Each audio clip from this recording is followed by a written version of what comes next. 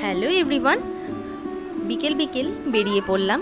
বেরিয়ে আমি মিও মোড়ে চলে গেছি। মিও মোড়ে আমি কেন গেছি সেটাই তোমাদের সাথে শেয়ার করব। তার জন্য তোমাদের এই ভিডিওটায় এন্ড অবধি চোখ রাখতে হবে। প্রচুর প্রচুর ভ্যারাইটি এসছে মিও মোড়ে কেকের। তো আমি একটা নর্মাল একটা এগলেস একটা কেক নিয়েছিলাম, যেহেতু সেদিনকে শনিবার ছিল সেই কারণে। দেখো এই কেকটা ভীষণ টেস্টি ছিল। এটা আমি আগে জানতাম যে এই কেকটা ভীষণ টেস্টি, তো সেই কারণে ছোটোর ওপরে নিয়েছি, বেশি বড় একটা কেক নেইনি। গিয়ে ঝটপট ঘরটাকে সাজিয়ে ফেলেছি আমি আর আমার হাজবেন্ড মিলে, দুজন মিলে।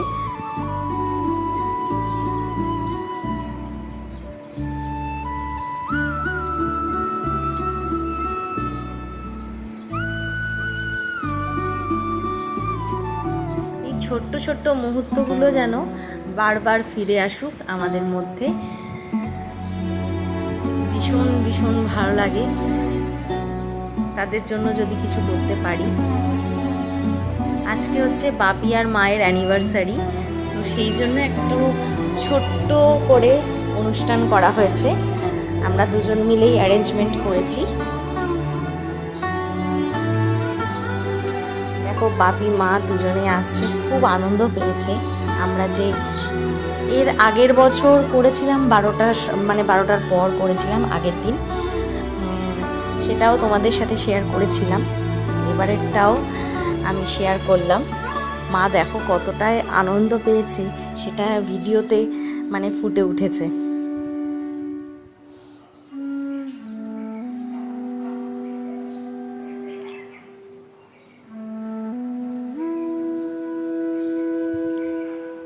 প্রত্যেক বছর যেন এই দিনটা আমরা পালন করতে পারি, এরকমভাবে যেন সেলিব্রেট করতে পারি, আর এরকমভাবেই মজা করে যেন কেটে যাবে।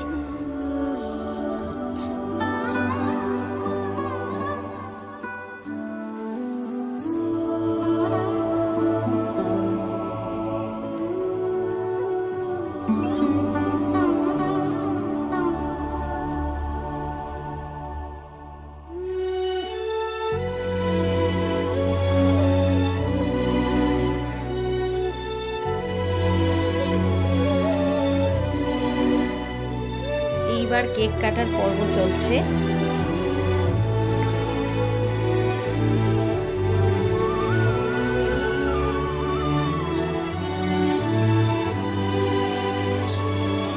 দেখতে দেখতে 44টা বছর কাটিয়ে ফেলেছে তারা।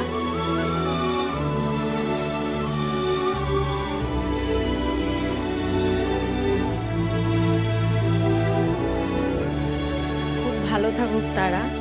ভগবানের কাছে আমি এটাই কামনা করি, তাদের সুস্থ দীর্ঘ আয়ু হোক। সবসময় এরকম হাসি মুখটাই আমি দেখতে চাই, আমরা সবাই দেখতে চাই।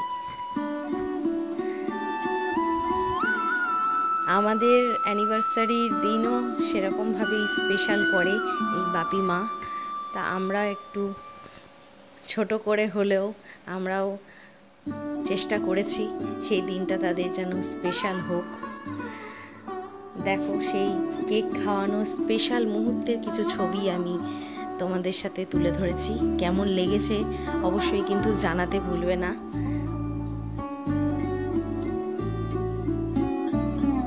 আজকের মতন ব্লগ এইটুখানি। টাটা, বাই বাই, নেক্সট ব্লগে দেখা।